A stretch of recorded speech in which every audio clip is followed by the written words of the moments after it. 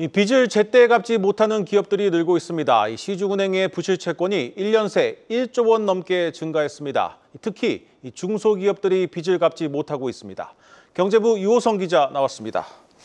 유 기자, 이 시중은행의 기업 부실 채권 비율이 크게 늘었다고요?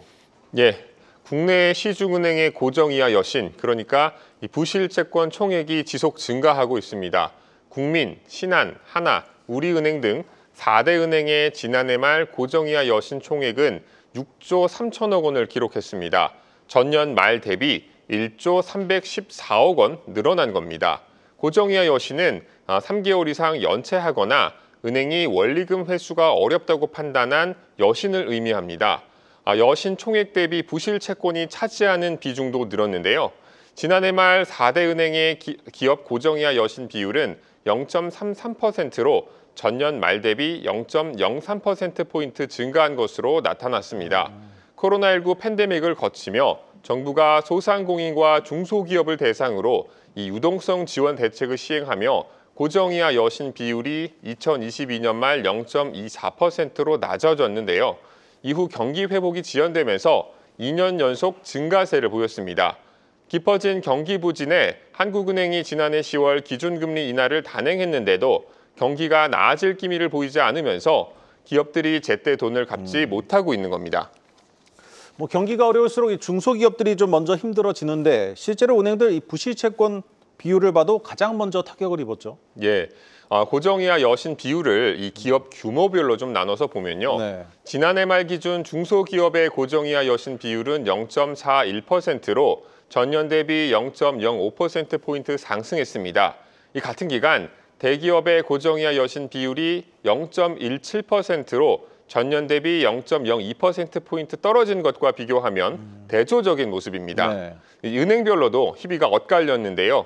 중소기업 대출 취급 비중이 높은 은행의 고정이하 여신 비율 증가 폭이 이 타 은행에 비해서 좀 높겠죠.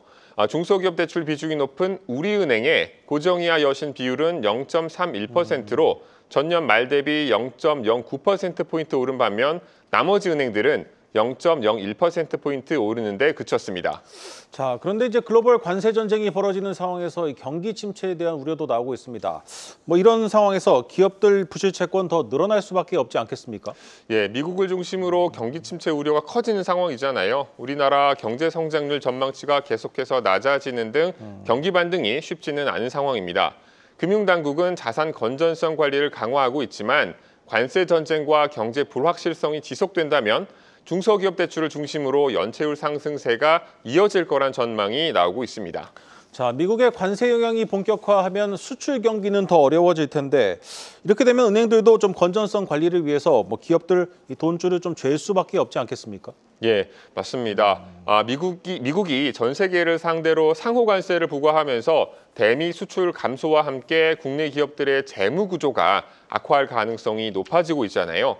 특히 이 수출 의존도가 높은 중소기업들이 직격탄을 맞을 것으로 예상이 좀 되고요. 네. 그래서 은행권에서도 기업 여신 관리 강화와 이 부실 채권 매각을 서두르고 있는 상황입니다.